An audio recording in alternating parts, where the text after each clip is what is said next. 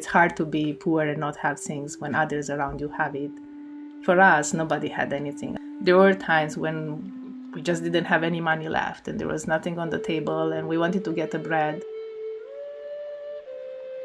Almost everyone I knew didn't believe in communism. If you have hundreds of thousands in a party, even left party, you are going to have probably some bad, some good people, but you have only so few. It's going to be a very more brutal, right? Because you do not have a broad diversity. There were these folders that the security kept on all families. My grandfather was sent in prison multiple times. Then when eventually things happened, there was a lot of pressure. It was like a pressure cooker. Like everybody was ready. It was just like the worst life you could imagine. When you are going to get admitted to a high school or a college, you take an exam. And that's practically the only thing that matters. So your GPA is not very important. Welcome to the Immigrant Computer Scientists Podcast, where we talk to computer scientists who immigrated from their home countries for study or for work or for other reasons. In these oral history interviews, you will find established and renowned computer scientists from across academia and industry narrating their experiences of immigrating from where they grew up to a completely different land, often the US. My name is Indi Gupta, and I'm your host.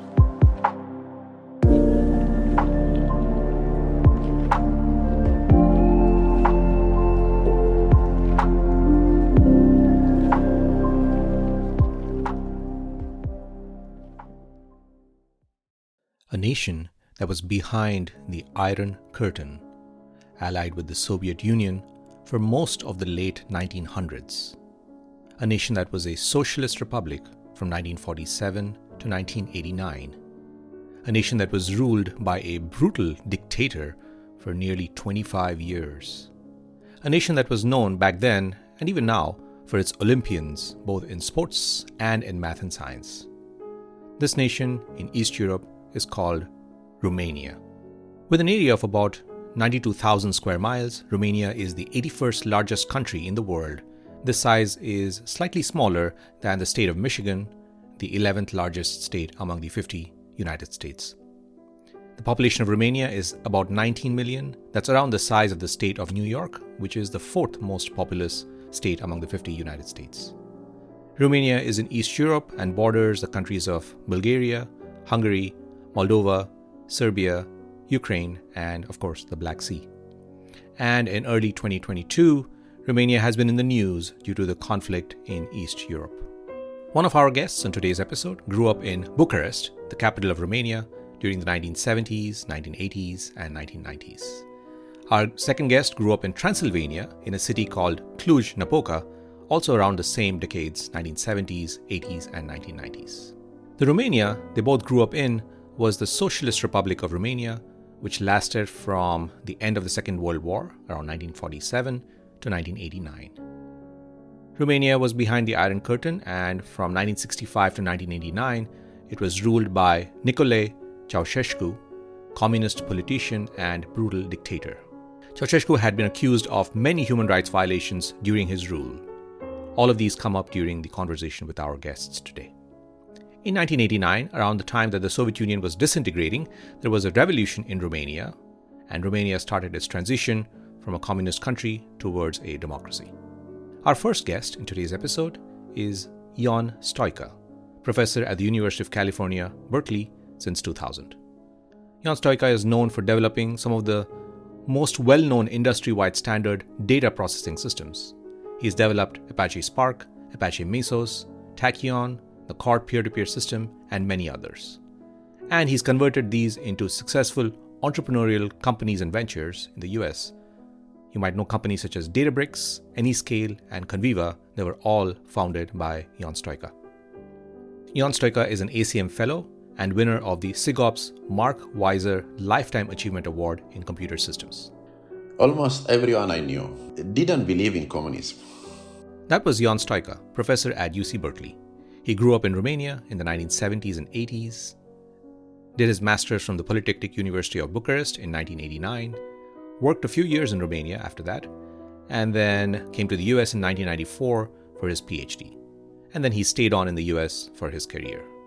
That's Ion Stoica. You'll hear his voice on today's episode. Our second guest is Rada Mihalcea. She's a professor at the University of Michigan, where she has been since 2013. Rada also directs the Michigan AI Lab.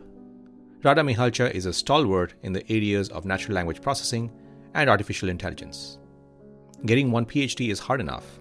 Rada Mihalcea has 2 PhDs to her credit, in computer science and in linguistics, from the US and UK respectively. Rada received her bachelor's in computer science from the Technical University of Cluj-Napoca, Romania in 1997. That's in Transylvania. And then Rada moved to the US in 1997 for her PhD and has stayed on in the US for her career. There were these folders that the security kept on all families. That was Rada Mihalcea, professor at University of Michigan. She's also an ACM Fellow and a AAAI Fellow. She's a major promoter of diversity in computer science, and for her activities, she has won many awards. And she has initiated tremendous efforts for computer science research and faculty inside Romania. We'll talk about that too in today's episode. That's Rada Mihalcea, a professor at the University of Michigan. As usual, you can find all episodes and detailed episode guides on our website, csimmigrant.org. Again, that's csimmigrant.org. And you can find us and subscribe to us on Apple Podcasts, Spotify, Google Podcasts, and basically wherever you get your podcasts. This episode is structured into acts or chapters. You'll find chapter markers on your audio player, and you can use these to jump between the acts or chapters. Act 1. Communism in the 1970s and 80s in Romania. Ion Stoica, now a professor at UC Berkeley, grew up in the 1970s and 80s when Romania was communist and allied with the Soviet Union, and ruled by the brutal Iron Hand dictator Nicolae Ceaușescu. Almost everyone I knew didn't believe in communism. Why was that? Because I think there are maybe communist countries in which maybe the communist, at least at the beginning, improves the quality of life of people. Maybe, people are dying of hunger and they address that problem at least. But Romania, before the Second World War, economically was pretty good. It was maybe mid of Europe, building even airplanes and trains and cars and things like that. And in 1918, after the First World War, it was Greater Romania. It was all the parties, all the areas where Romanians were living, now being part of Romania, including Transylvania, which was under Austro-Hungarian Empire until then. Right. And then Romania was also a constitutional monarchy from 1850s. Yeah. So basically, it was similar with, of course, there was corruption, but, modulo that, it was, you can think like England. There were 2 big parties and a smaller one in general. Yeah. That's so it was constitutional monarchy. In 1919, it was also this a reform to give land to peasants, to people. So it was, Romania was pretty good. But then after Yalta, in which the spheres of influence were divided, then it was, Romania was like 90% under Russia, and I think it was in exchange for Greece to be 90% under Europe, the Western allies. And there is another point. It's right now a country called Moldavia, where still even today, 70% of population speaks Romanian, now including the president. It's Romanian descendant. So that was a territory which was claimed by Russia. This, like in many other countries, there was a communist party in Romania. Yeah. And before the Second World War, this kind of territory was part of Romania. But the Communist Party, because like many other communist parties, was controlled by Moscow, was basically advocating that actually this territory, which was part of Romania, it actually should belong to Russia. So you can imagine that even people who are kind of on the left of the spectrum of the political party couldn't support that, right? Because it's basically anti-national, right? You have a party which claims somehow that actually this part, which it's inhabited mostly of people speaking Romanian, it's like it should be part. And actually that's why Romania one of the reasons was in the Second World War was allies with Germany, because to liberate this territory which was taken by Russian at the beginning. But anyway. But the reason I'm saying that is that therefore the Communist Party was not very representative. And because it was not very representative when Russia came and then it was a change of regime, communist regime, is that some people say it was kind of 800 people. So if you have hundreds of thousands in a party, even left party, you are going to have probably some bad, some good people, but you have only so few. It's going to be a very more brutal, right? Because you do not have a broad diversity in the party, right? So I think that's why, in some sense, if you put this together, that's why, in some sense, the communism was never really popular in Romania. My mother, but this is before I was born, obviously. She was at university. She was doing geology, and she was kicked out from the college because it was decided that her parents, they are not representative or kind of communist class. I see. Right? Yeah. My grandparent was basically a policeman in the village. So that's one. So after that, after 2 years, she was accepted back. But other than that, again, it's like you live into this, in some sense, it's a big lie, right? Because no one was fundamentally believing in communists, but it's a lot of repression. Rada Mihalcea, now a professor at the University of Michigan, also grew up in the 1970s and 80s Romania. She starts off by contrasting growing up poor in Romania versus growing up poor today in the US. I think it's not the same for poor people in US, for instance. I mean, they see riches around them, so it's hard to be poor and not have things when others around you have it. For us, nobody had anything. I mean, everybody was under those electricity cuts.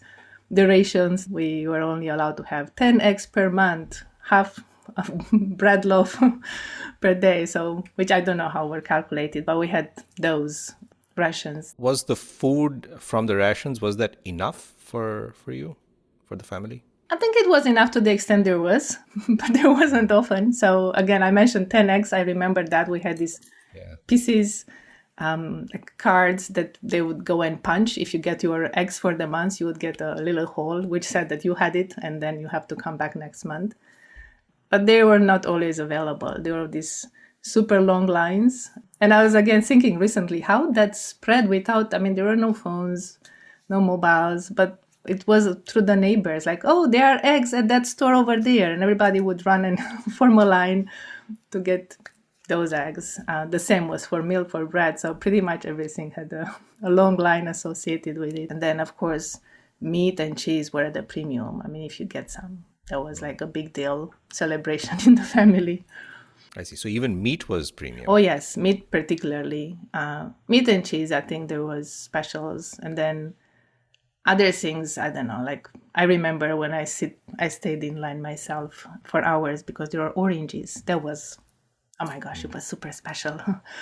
We wouldn't get oranges. I think there was emphasis on export, my recollection, vague, that a lot of what Romania produced was exported. And so not enough ended up for the actual Romanians. Yeah.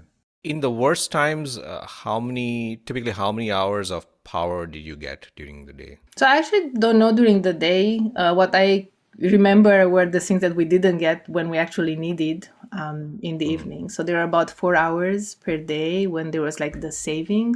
And those in winter times were among typically from 5 p.m. to 9 p.m., 10 p.m. So by the time you had to go to bed, it would come back. There was yell around the neighborhood that it's back. So people would turn it on, but then it was time for people to go to bed. And so then during the day, we would be out, whether my parents at work, we at school, so we didn't necessarily need the light.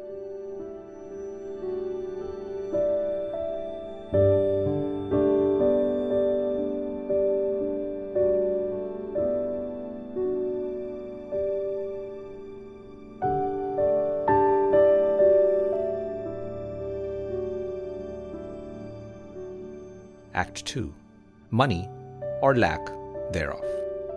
We start with Ion Stoica, who describes salaries in Communist Romania of the 1970s and 80s, and how waiters sometimes made more money than engineers. In socialism, once Romania, everyone was getting more or less the same salary.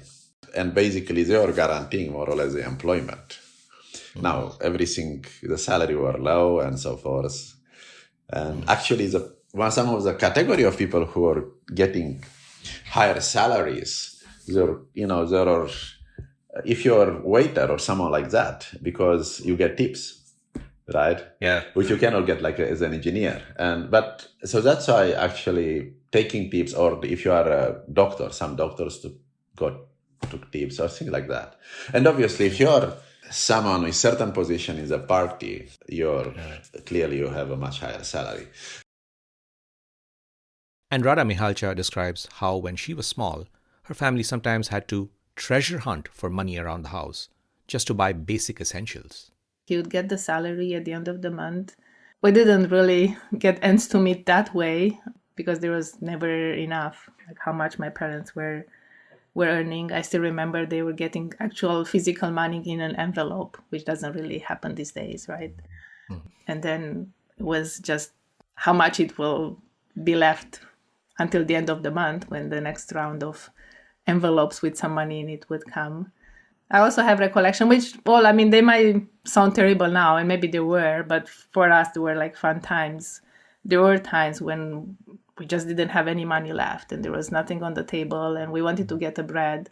And that was the run with all 5 of us going around the house and trying to find something like a 5 cent, which is the Romanian bani, or a 25 one. So we'll get the 4 lei and 25 bani, which would be the Romanian money to get a bread. And we'll look in maybe winter clothes pockets or wherever we would think there could be in some drawers, and we'll put all those together and that usually lasted for an hour or so, like going around the house and looking for those little coins. It wasn't very often, but it did happen when we just not have anything left. It was like a treasure hunt for money, but yes. this time the stakes are essentially food and survival. But again, I really admire my parents. I know they really carry a lot of heavy lift, having 3 kids at home and being responsible for their upbringing during those times. They managed to shelter us really well. Like even those things, okay, there is no money, there is no food, we need to do something. It was really, like you said, the treasure hunt around the house. So it wasn't feeling so terrible for us as kids. And there was no notion of like saving up money or having a bank account. You didn't really have anything to save, so there was no notion of saving, because what to save if you didn't? There was one thing which was interesting. It was something that was organized among my parents' colleagues, where they would put some money, and they agreed among themselves. For every salary round, they would give 100 to someone. And that was one way for you to get at some point a larger amount. Like every month, say you give 100 to this colleague, they had the lineup. And then when your turn comes, that everybody gives you that 100, you end up with a larger amount, and then you can do something significant. I don't know, if you want to buy furniture. So it was like a bank, but it was really organized among people. That was a collective bank, yeah. Yeah, it was one way of, it wasn't really saving, but getting like a larger amount all in one if you wanted to get something more significant. Ion Stoica describes the centralized assignment of jobs in Communist Romania of the 1980s. Yeah, I was just graduating just before the communist fall. Right. 1989. Yes. And the graduation, the way it happened, is like it's centralized, the assignment of the jobs, right, where you are going to go. So basically, they start from the top of the grades, right? And you can choose, right? So this is the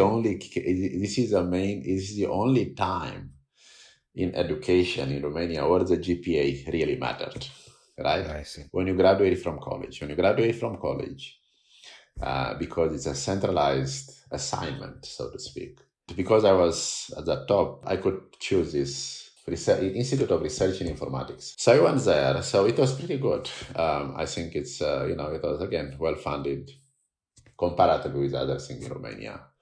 So I was lucky from that perspective. Then also started to happen, things started to happen quickly, startups, well, they're not really startups. They are mostly, even today there are this one, like, it's like when you have a startup, you start here and then you have development in some other countries. So the development started people from companies from West starting to reach to Romania to hire software engineering to engineers to do for development. I was involved in some of that as well. It was a company from Italy, I remember.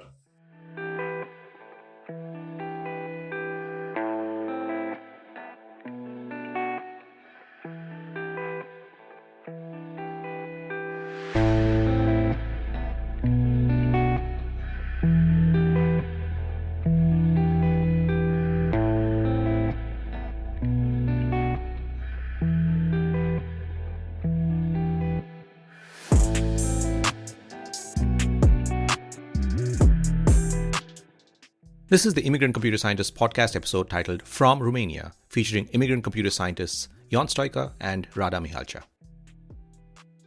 Act 3, Nicolae Ceaușescu, and the infamous folders that the communist government maintained about its own citizens.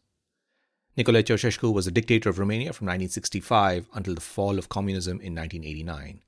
We first talked to Ion Stoica, who describes having to choose between physics and computer science when entering college, and Ion also reveals why physics was so well funded in Romania. The reason might surprise you. The other decision, when I went to college, I was pretty good at physics. I went to all these Olympiads, also maths, but in particular physics. Mm-hmm. And at that level, if you're very good, you can get into the physics college without exam, right? So the top people, by the results in these Olympiads, you can get in there without exam. So, and physics, it was a pretty good career there, and it was well funded because one of the children of Ceaușescu, the dictator, has interest in physics. And so that's why it was pretty well funded. And Rada Mihalcea talks of how the government blacklisted her family and even imprisoned some of her family members. They were not allowed to travel. For one thing, I mentioned there was no passport. My mom's side is from Italy, and so that was really a black point for us, that we had relatives in a different country. And for that matter, we are not allowed to have passports. My mom once dared to ask to have a passport to go and see her cousins and aunts. And I still remember the dark blue paper that we got with just one line: you cannot have a passport. And then otherwise, my grandfather, he was considered an intellectual, which was really bad during communism.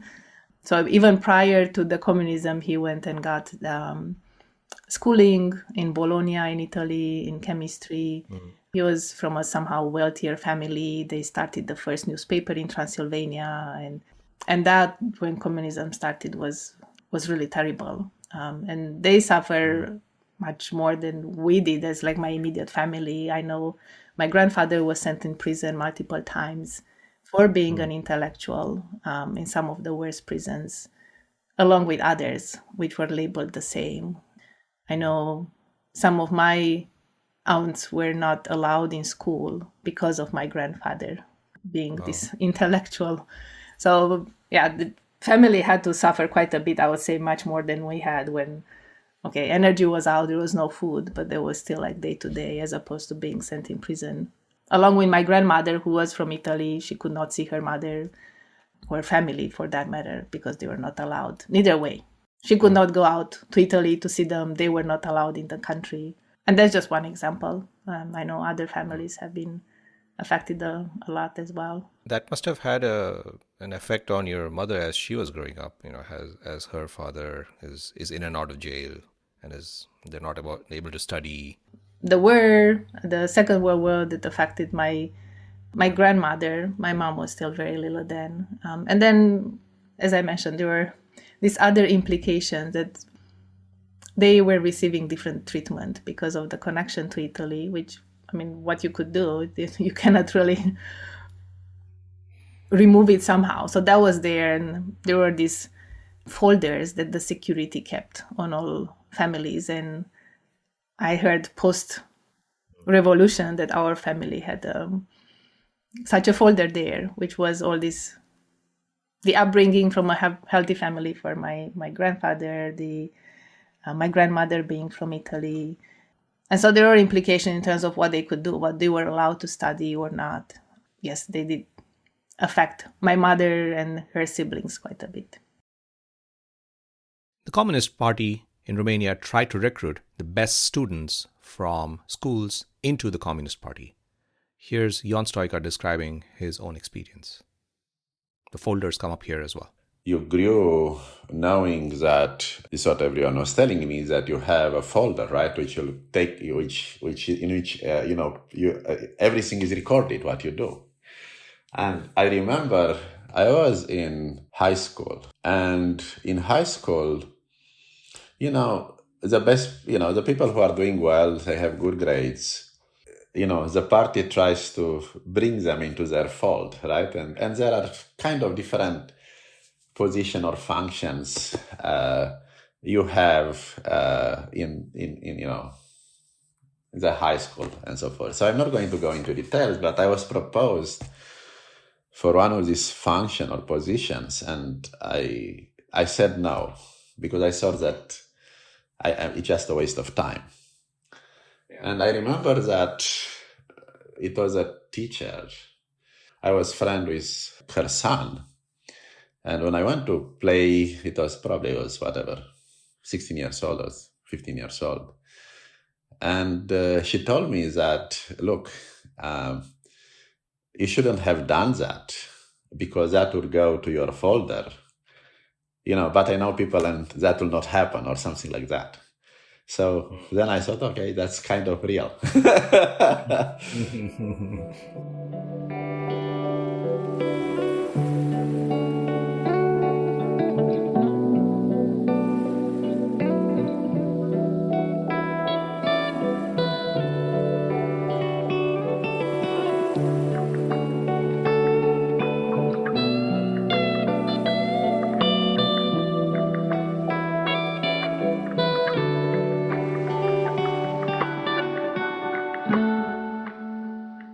Act 4.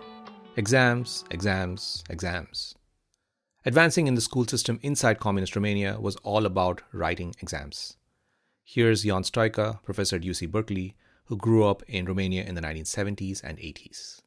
The other things what maybe for people, at least in the United States, what is different is that what was the process? So a process of to get into a high school and the process to go into college. And this is a little bit different from maybe even from India or China. It's more similar with the French model. So to go to so the key here is that when you are going to get admitted to a high school or a college, you take an exam, okay, yeah. And that's practically the only thing that matters. So your GPA is not very important. When you get into the high school, I think you have two 2-day exam. Each day it's a 3-day exam, 3 hours exam. Math and Romanian, the equivalent, like you have English, right? Literature. Yeah. And so that's one. And then there is another one. It's held after 2 years in the high school. There is another exam, and even then, because even in the high school, it's science oriented, you have another a split to more science or less science, so you get another one. So the first exam is around 8th grade, and then this bifurcation is around... After 10 grades, between 10 grades and 11 grades. And the exam for the college is, again, you pick, that's in general is pretty stressful, because especially if at that time when I took the exam, it was during the communist regime. And the reason it's stressful because you take the exam, you have to decide one school. And it's again 3 days. It's 3 days in that case, not 2 days. 2 days is 2 exams for math. It's basically analysis and geometry, and then 1 day physics. And the problem is that if for somehow you do not make the cut, there is another chance in the fall. The exams are like here in like spring. But in fall, you only can go to universities which are not that great. They have still positions after the first session. And here's Rada Mihalcea, professor at the University of Michigan, describing the state of education in Romania and going to the Olympiads. Rada grew up in Communist Romania in the 1970s, 80s, and 90s. One thing that was going well, even during communism, was education. I think there was interest on all sides, on teacher side to educate the children, on student side to learn, because, again, without spelling it out, we were seeing it as sort of the only way to escape what was around us. And one thing that was happening at that time was the Olympiads, like math Olympiads, physics Olympiads, informatics later on, Romanian history and so forth. And it was the way it was done. It was not, like I see here, for instance, there is like, who wants to go, they would go. And then if their school organized, it's fine. If not, not. It was like everybody was doing it. So like the whole school was doing math Olympiad. And when I was in 6th grade, I did that too. That's when it was started, in 6th grade. And I still recall that because it was, I guess, a surprise for everyone, including myself, that I did so well, going all the way to the nationals. And there were no expectations. Later years, I think my professor started to have expectations from me, and maybe even myself, because I did it once. Maybe I will do it a second time. But that first year, I still remember now when I got the results, and I was like, oh, you got the first prize for your, like, for the state, and then going up to nationals for math. And that was the one thing. I really like math. I mean, even without those Olympiads, I like math, and I think I was doing well, and I was actually spending time with math because I enjoy it. Other sciences too, but I think math was my favorite.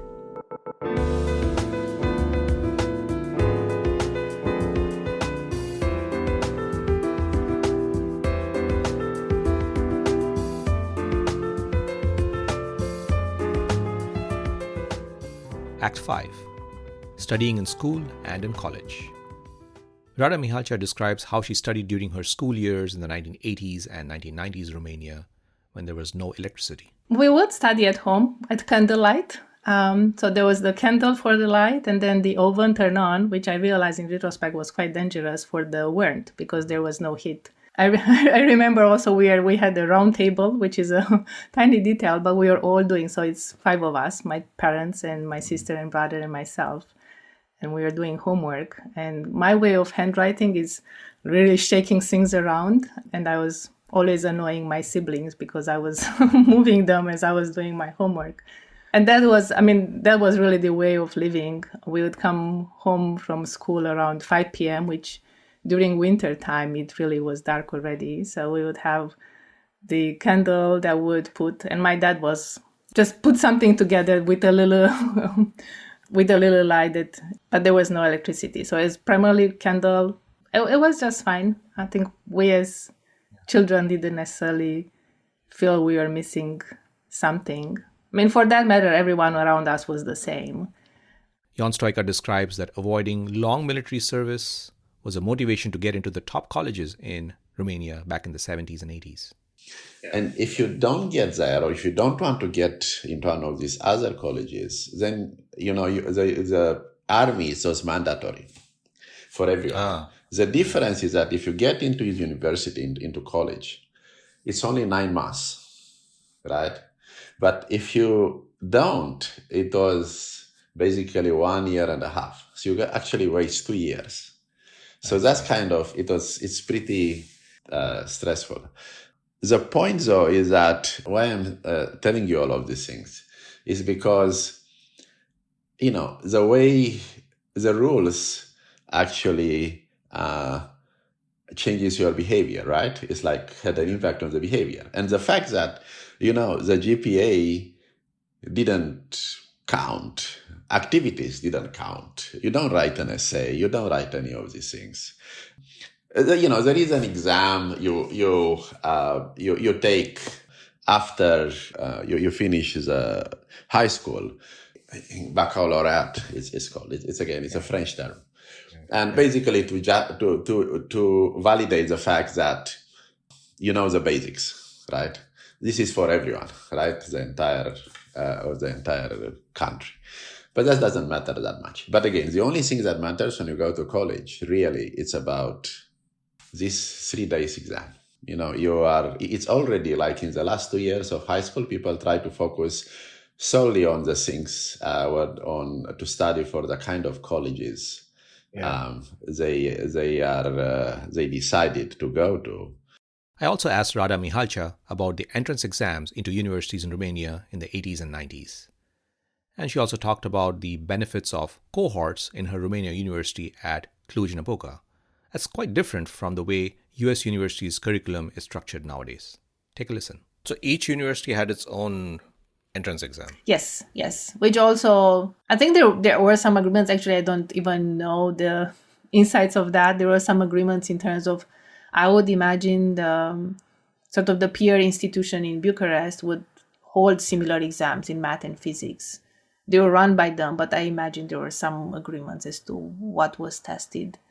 The one thing that was known to be a difference was what was the grade that you would need to get in.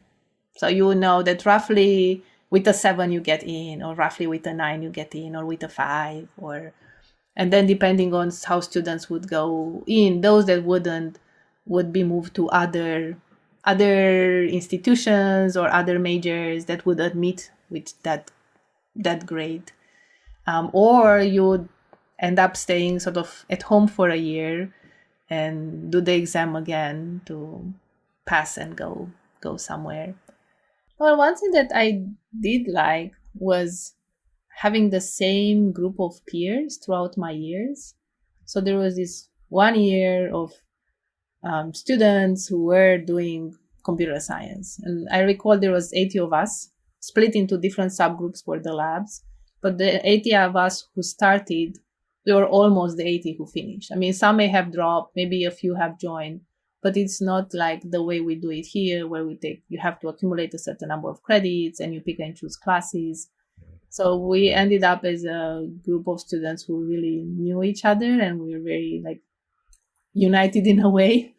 And I actually like that. I like that you get a social network that's very tight, as opposed to here. I'm actually surprised even for younger years, like in K-12, where you don't spend year after year with the same group. They just sort of mix and match after every year, which is surprising to me. So that's one thing that I really liked. In terms of things that I see here, I'm not sure that I would have wanted them that way. Like, another difference was that primary grade was coming from exams. And so I wasn't, now I can say it, but I wasn't the model student. I would never go to courses. I would never attend lectures. I would just get from colleagues who were attending, I would copy their notes and then study. And so my emphasis was really during exams. I would study really hard and get good grades. And that's because, unlike here, there was nothing that would keep us engaged. So there were no assignments throughout the year. There were no like midterm. There was not such thing. There is just one exam, and that's that you get the grade. And I think the student me wouldn't like me saying this, that to have that to keep students engaged. I actually like the way I've done it. But thinking of other students, I think keeping students engaged throughout the year, it's more beneficial than putting so much emphasis in just, 2 weeks of exams. One could do the way I've done it, where you never show up to anything. You just show up for exams and you get good grades. But there was very little engagement. I also asked Rada Mihalcea about the fraction of girls in science and in math in schools in Romania back in the 1980s. The teams that I was on, there were more girls than boys in the math Olympiads. So that was not something that I ever paid attention. I never considered there was any difference. I mean, of course, I would see difference, like in terms of games they like to play or how we'd separate during the recess, but not in terms of intellectual ability or any of like the diversity issues we see here. So it was just going to the Olympiads all together. Sometimes it happens there are more girls, sometimes more boys, but it wasn't really something that I paid attention to in the early years. Were there any expectations from girls and women as they were growing up that, science and math is not for you? Or the way I perceive it, and again, I give a lot of credit to my parents and the way they raise us, there weren't. I can see in how maybe in the more rural areas there would be. For us, I never perceived any of that. On the contrary, if I would have had some beliefs, maybe they were the opposite that you see now, that girls were doing better and they are better in certain topics. So I had the opposite beliefs.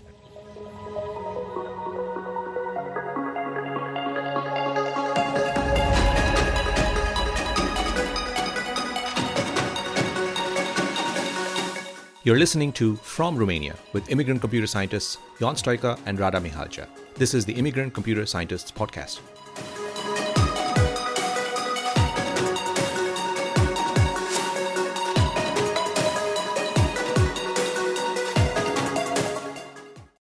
Act 6.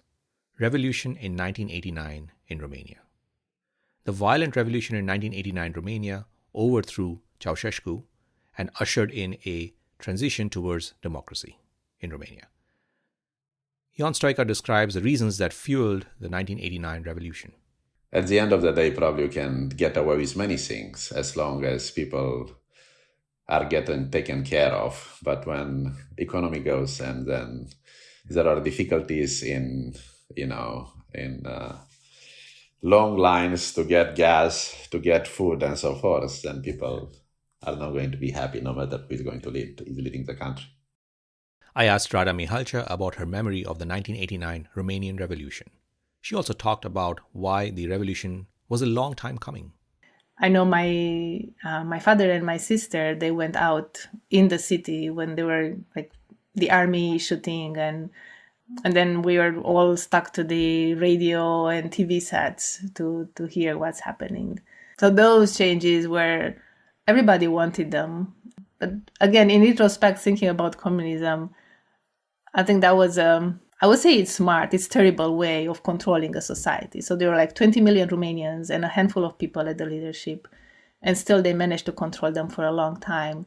And that's because of the lack of trust. Like we wouldn't trust our neighbors to talk about Ceaușescu or about, our Italian connections or other things, just because you wouldn't know. I mean, are they really trustworthy people, or are they going to tell the police and then next day who knows what happens? And so it was really a very broken social network. And that's what I think delayed things a lot. And when eventually things happened, there was a lot of pressure. It was like a pressure cooker. Like everybody was ready. It was just like the worst life you could imagine. But nobody would trust the neighborhood to actually start the movement earlier. So when eventually it happened, that just exploded. Now, of course, it took a while. I mean, Romania is still undergoing changes. It just takes a while to change, for once to change the economy. But I think changing the people is taking even longer, right? Even now, I realize it's not that I don't trust people, I do, but I'm not the most outspoken. Like there are certain things that I always have, like, should I say, should I not? Which is from my upbringing. I was always told, don't tell anyone about this or about that. We are listening to the radio about things that we are not supposed to. And my family always told us, don't tell anyone, because it's right. Nobody's supposed to know. So even now I have some of that, and I can see how millions of other Romanians have some of it too. So changing it really takes a generation plus to change. So it's still undergoing changes. Did life in Romania improve after the 1989 revolution? I asked Jan Stoica. Very quickly. I mean, it's very quickly. Like in other countries, but maybe in particular in Romania, is like after revolution, the biggest problem, it was corruption. Actually, politically, there are people who are, I mentioned to you this two parties, main parties. Actually, some of their leaders, young leaders, which were exiled, came back. So they immediately created this kind of old historical party. Even the former king came back. So it was changed very quickly. What about the tech industry in Romania? Has it grown since the 1990s, 2000s? Here's Jan Stoica. The education was very good, and especially the education was very good in elementary school and high school. The college was not that great. You didn't have a lot of options and so forth, and becomes to be too politicized. But middle and the high school was very good. Right now, I think, it remains still good, and comparatively, and, there are many companies, like for instance, UPass, the company UPass, which went IPO last year. I don't know, it's $30 billion valuation. They are this robotic automation processes. I think it's called RIP. It was founded in Romania. So, there are a few companies. There is a security company, pretty successful startup. So you can see the signs. And there are certain progress. Of course, there is still corruption and everything. But Romania is part of European Union, is part of NATO and all of this stuff. Here's Rada Mihalcea talking about how life in Romania changed after the 1989 revolution. So there were changes. One thing which I know it's minor, but during communism we had to wear uniforms and that stopped after the revolution. So everybody would wear whatever, which is something that we sense. We started seeing more like people coming in, so having that exposure to some foreigners, like even hearing another language other than what we would hear, like Hungarian, German, English, say, spoken on streets, or Italian. So which was a sign of more people coming in. There wasn't like a huge change in terms of how much we would have, like on the table, for instance. Now there was a lot more available in stores, but then the money in the family wasn't necessarily all of a sudden much more. So in terms of how much we could afford, it wasn't like a drastic change. But we started seeing change sort of immediately after. Still good. I mean, like I said, even now, it shows that it's still developing. But at least in terms of immediate needs, like books, for instance, is one thing that I love books. And so being able to see them on the shelves in the bookstore or only in your grandpa's shelves, it makes a difference. So buying books that you actually are interested in, that was a big difference. So we saw the signs of the change right away, but there was, of course, a lot of still communism still trickling in. People who were very active during communism now all of a sudden turning tables and apparently being in charge with the change, which a lot of people didn't like, and I think for a good reason. So the same people who ran the communist bureaucracy were also running. Right. I mean, they just say, well, I don't believe in that anymore. Now I'm in charge of this new place, and people didn't like that. And so there was a lot of that still happening. Did the food and power situation improve? That did. So power, I don't remember having had those hours at the time of no power. And food, it started, we started having it in store. It was now primarily how much you could get with the money that you had. And then there were other changes. I know my mom was laid off at some point because of a lot of the changes that happened in the company where she was working, which was one of the communist factories. And it was going well. It was sort of the company in Romania to produce refrigeration, like whatever it was needed for refrigeration. But because of all those changes, for a temporary, like for a period of time, she was laid off. And then she started working again. And there were these changes that would impact you in other ways. With all the change now, there is no more guarantee that everybody would have a place to work. Was she able to visit her family in Italy? Were you able to travel as a family? My mom and dad did travel in the 90s. So like 1990, right after. They did travel, just the two of them. And I recall my mom's stories. It was very special. It was the very first time she went outside. Even just seeing stores with light, because those were not the stores we had in Romania. And a lot of different cheeses. That's what she mentioned. Like there was this showcase of lots of different cheeses. You never see that in Romania. So a lot of these little things that now we take for granted that made a huge impression on her. And then seeing her relatives, just seeing another place. It was the first time that she went out, and she was already in her, in 89, she was already, in her 40s.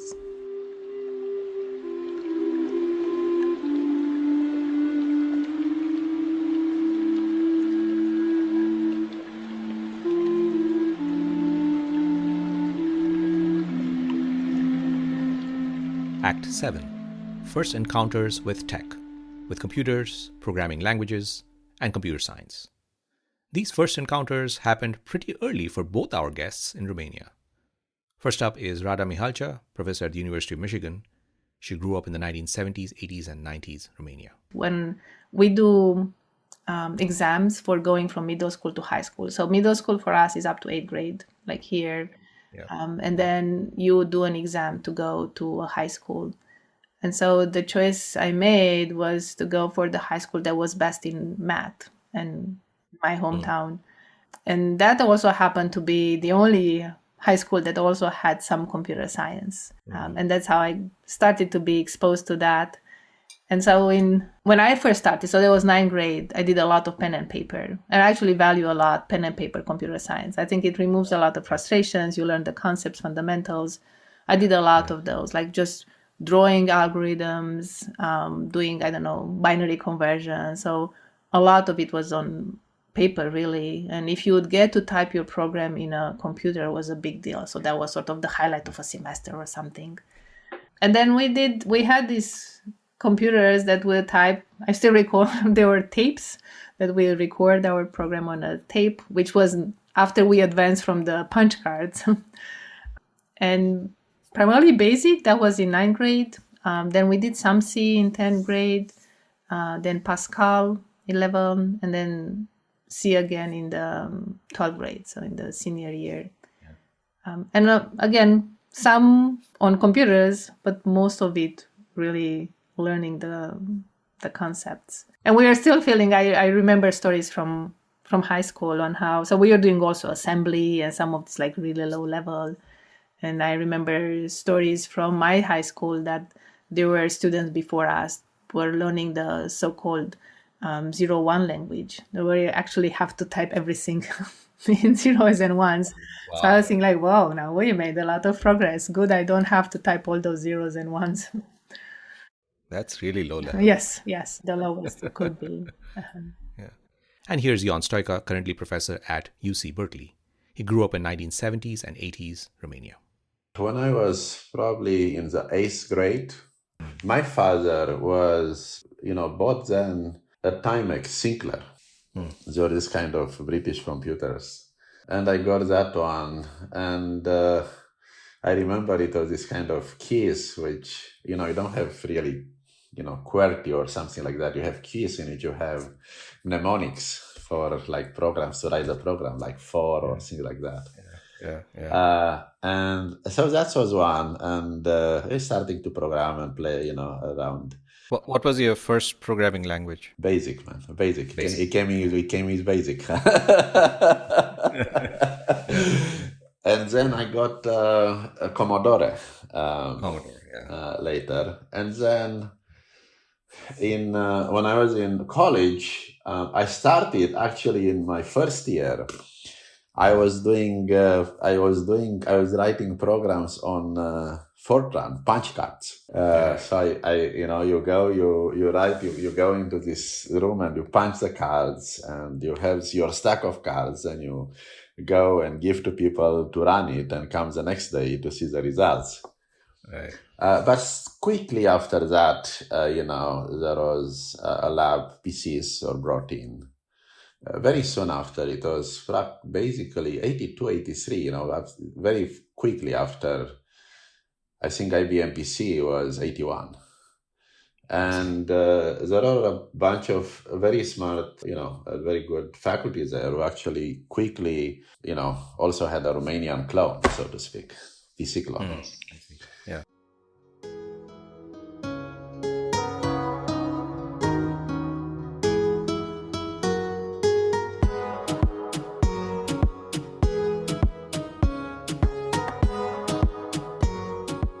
Act 8. Languages spoken. In school, on the streets with friends, and at home. First up is Rada Mihalcea. So it was all Romanian for me. But another thing that sort of marked my childhood, aside from what I mentioned, is also the presence of other languages. So in Cluj, for instance, and in the whole Transylvania, there is a minority Hungarian. And so there is education that's also happening in Hungarian. Like in the schools that I went to, there were maybe 2 or 3 classes at every level that were taught in Romanian, and there was one that was taught in Hungarian. And so that was exposure that I had sort of throughout my childhood, hearing other languages around me, aside from also Italians on my grandma's side, and hearing like them sometimes talking to my mom or siblings in Italian. It was Hungarian in that part of Romania. Other parts would also have German. Majority was Romanian, but there were classes taught in other languages as well. Did you have Russian textbooks? No, I was past that. My mom and dad did. And my dad still has them on his shelves at home. Like some of the technical books he would read in Russian or some in German. And they learn Russian and German at school. We were past that. We were already we were learning foreign languages, which I always appreciate. I did English and French. Others did, English and German or French and German. But always there were like a couple of foreign languages we learned, but no textbooks. No. And I asked Ion Stoica what language, apart from Romanian, he spoke with his school friends in Romania during the 70s and 80s. So it's English. Was that taught in school, English? It's taught in school. Unfortunately, the other language, maybe it doesn't come as a surprise, was Russian. Yeah. You can imagine that. But it was almost, another language was French, but I would say English was pretty universally taught in schools, besides Russia. So science and math were taught in English or Russian? Everything was taught in Romanian, but you learn the English, the English. I see. And Russian, it's foreign languages. And then at home and on the streets with your friends, you spoke mostly Romanian? We spoke mostly Romanian. Yeah.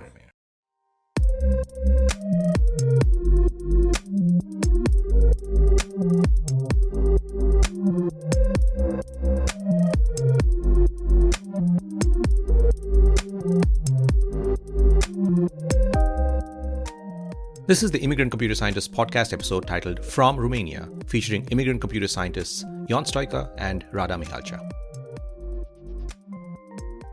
Act 9. Immigrating to the US.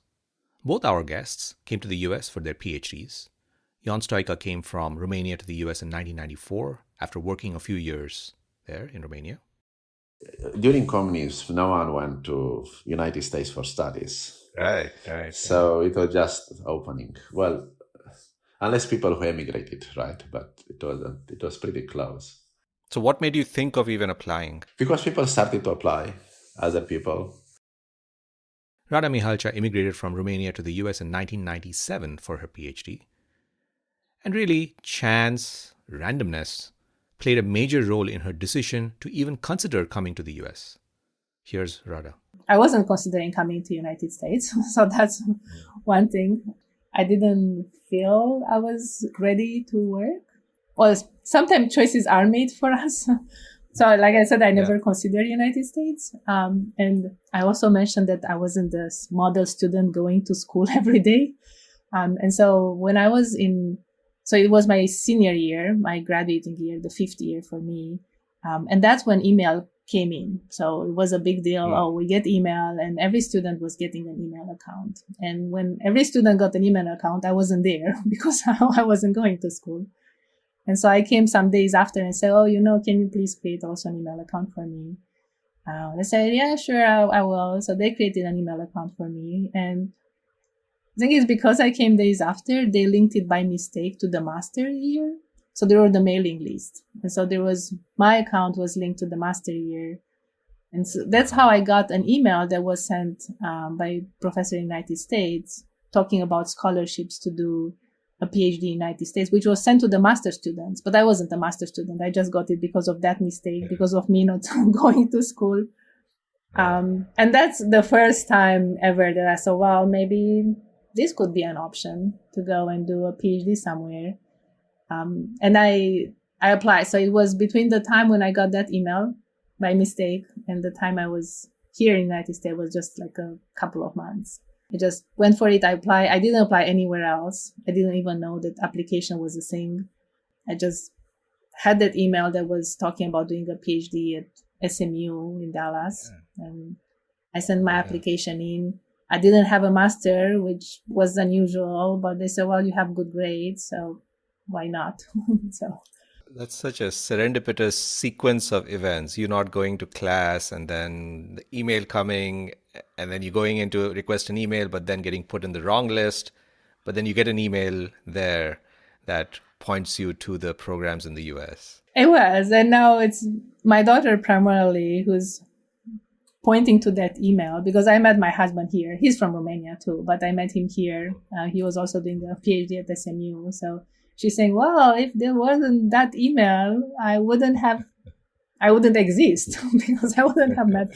So a lot of what followed can be connected there. I think this actually happens a lot to all of us, except that a lot of times we cannot put our finger on it. Like I know I can put my finger on it because of that mistake, because I wasn't. So I know when it happened.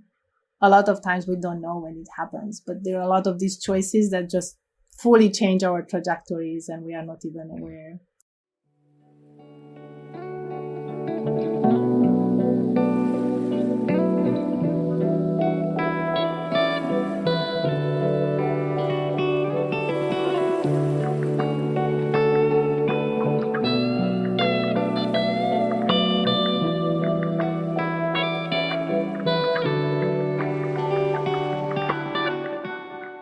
Act 10.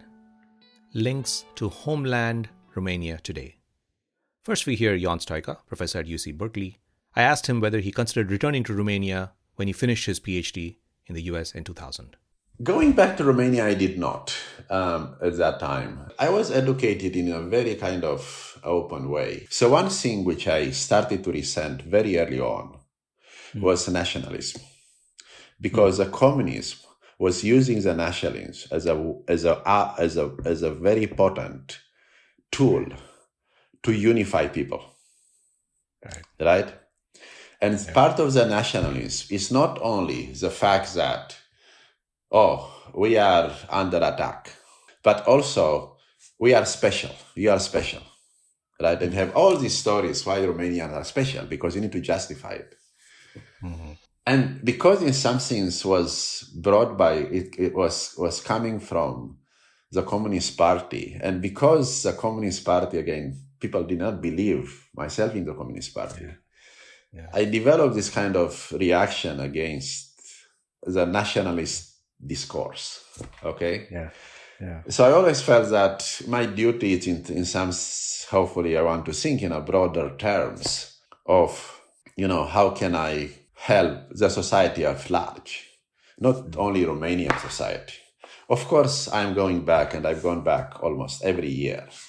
I'm meeting with my former faculties, former colleagues. I can help wherever I can.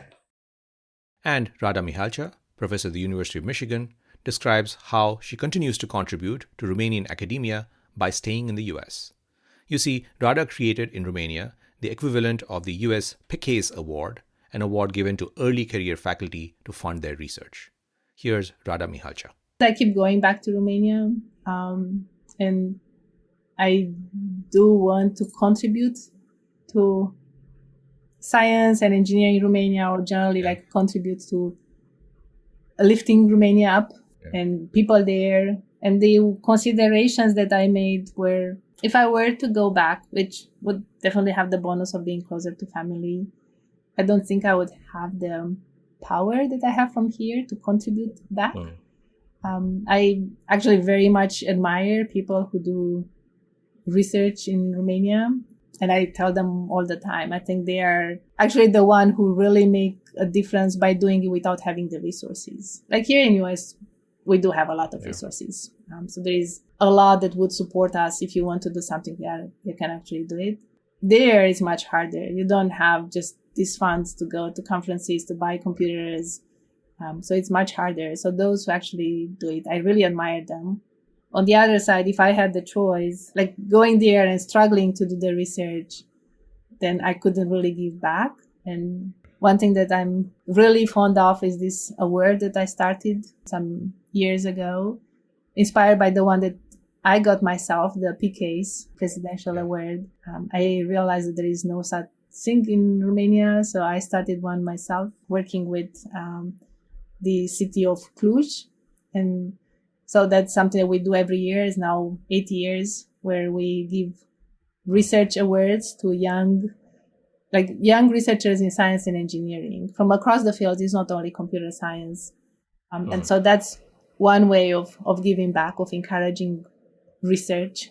And I heard from many people that they appreciate that because it's hard, and having that word of appreciation, what you are doing, it's a good thing. It helps. Here is something in recognition of all the hard work you do. They appreciate that, and think maybe I couldn't have done that if I were back. This was the lead episode on the Immigrant Computer Scientists Podcast, and this episode was titled From Romania, featuring two distinguished and stalwart immigrant computer scientists who immigrated from Romania to the US in the 1990s. But what you heard on today's episode were merely excerpts. Coming up in the next episode, next week, is the full interview with Ion Stoica, creator of Apache Spark, Mesos, Ray, and many other influential data processing systems. Hear Ion Stoica's full story on next week's episode. What drives his entrepreneurship? How problems cascade from one startup into the next startup? How Ion handles failures and the fear of being wrong? And what Ion thinks life may have been like if he had grown up in the US instead of in Romania. All that is next week, featuring a lot more details beyond what you've heard on today's episode. Stay tuned. As usual, you can find all episodes and detailed episode guides on our website, csimmigrant.org. Again, that's csimmigrant.org. And you can find us and subscribe to us on Apple Podcasts, Spotify, Google Podcasts, and basically wherever you get your podcasts. All the music used in episodes of the Immigrant Computer Scientists Podcast is royalty-free. All voice recordings were performed with and are reproduced with full consent of narrators and participants. You can find music credits on our website. Join the online discussion about this podcast on all major social media, including Twitter and Facebook, with the handle CSImmigrant and hashtag CSImmigrant. And of course, the episode guide is available at our website, csimmigrant.org. This is the Immigrant Computer Scientists Podcast.